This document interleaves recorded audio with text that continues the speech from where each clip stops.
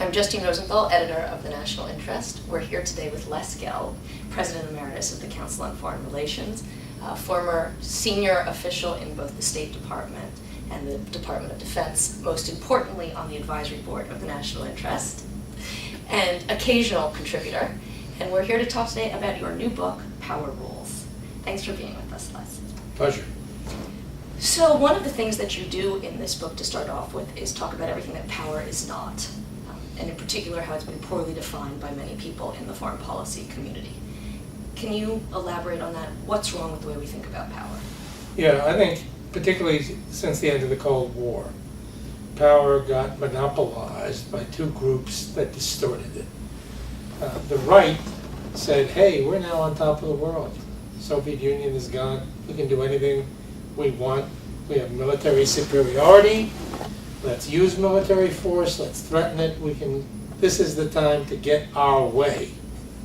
So they reduced it to this physical act, force. The left looked at the world and they said, we're on top of it. We don't have to push people around anymore. We can do it all by love. And so we got this soft power concept, persuasion and leadership and moral values. And that just wasn't reality. Nations aren't about to change their positions on interests of importance to themselves because they like us, or because we persuaded them we understood their interests better than they did. And so that critical middle ground of what power really is, just not persuasion and intellectual act, not force or physical act, got lost.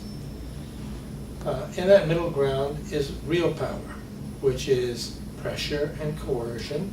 It's a political and psychological relationship you establish based on your resources and your position.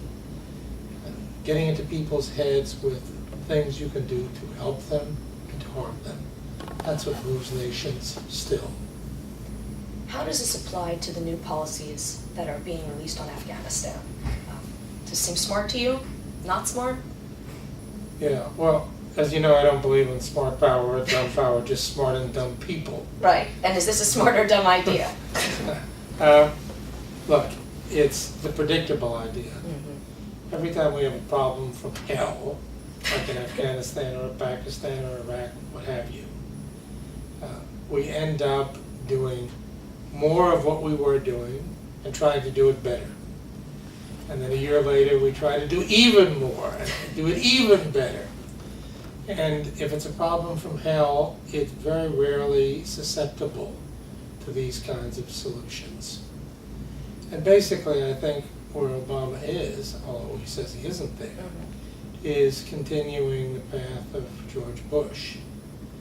He says, for example, that he has a narrower objective. It's just to make sure Al-Qaeda doesn't return to Afghanistan. But then when you look at all the things he says he needs to do in order to prevent Al-Qaeda's return, it's the same old nation-building business. Mm-hmm. He says that he's not going to give any more blank checks to the Afghans or the Pakistanis, that he's going to hold them accountable because he now has benchmarks. But there were no benchmarks in the speech. So how do you have the policy based on benchmarks without the benchmarks? You can't decide on the policy without deciding what you're going to hold them to and what you're going to do if they don't meet those benchmarks. So I am concerned about where he's going and how on Afghanistan. But nobody has had a particularly brilliant idea on what to do. Well, you had some ideas about what to do Yes. on Afghanistan and Pakistan, which sound to me fundamentally different. Can you outline briefly for us what they are? Yes, I put another policy proposal on the table because I think it's very important to try to think it through. I think I took the first stab at it, and I think it's a better use of our power than what we're doing. And, you know, I start from the assumption that even though I'd like to get rid of all the Taliban and all Al-Qaeda, these are horrible people. And they will try to do nasty things. But we can't eradicate them either entirely in Afghanistan or Pakistan or Somalia or Yemen. They're all over the place. That what we know how to do is help our friends, and we ought to try to give our friends in Afghanistan and Pakistan a boost in the next few years with economic aid and military training and the like. But in the process, we've got to tell them, this is your war, your lives, your wives, your daughters. If you want these lunatics to rule those lives, that's your problem. But if I were you, I'd fight like hell to prevent that takeover. And we're going to give you a head start. But we're out of there in terms of combat in 3 years. That's step one. Step two is, let's try to divide and conquer like the British did throughout history. Let's try to rent ourselves as many Taliban as possible. You can't buy them, but you can rent them. Third, let's use deterrence, because we know how to use deterrence. And we can hold Taliban accountable for allowing territory they control to be used by Al-Qaeda. They saw what we did to them after 9/11. We drove them from power. They ought to be aware of that. We also ought to really squeeze their funders. They like money a lot, these guys.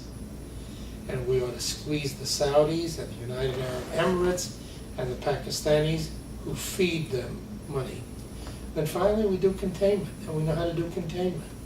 Using the neighbors, India, China, Russia, and Iran, because we have common interests, powerful common interests, in fighting religious extremists and terrorists, and in fighting the drug traffic.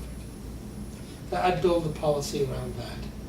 Now, one of the things you said when we were first talking about the Afghanistan policy coming out of the administration is that you didn't see much difference between Obama and Bush on this issue.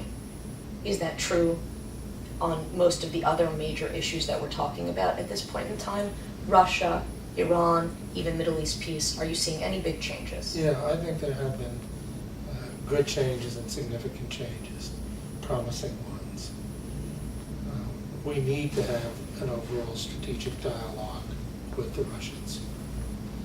And Obama is willing to do this.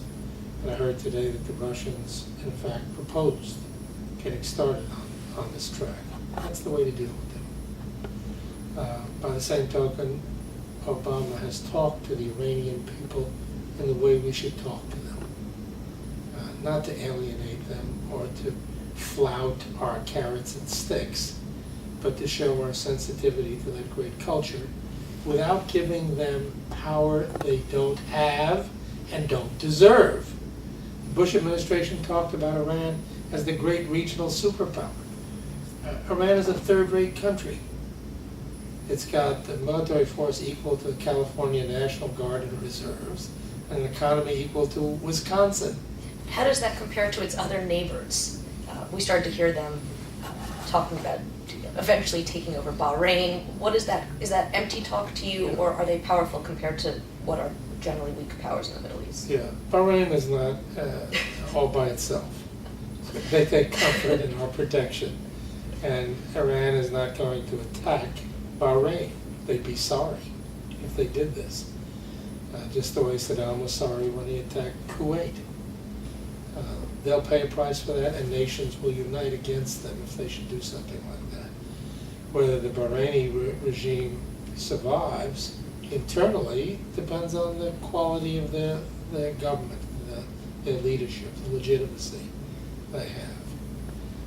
But it's not as if you have the Gulf states each facing Iran alone. They are under our protection, and the Iranians understand that.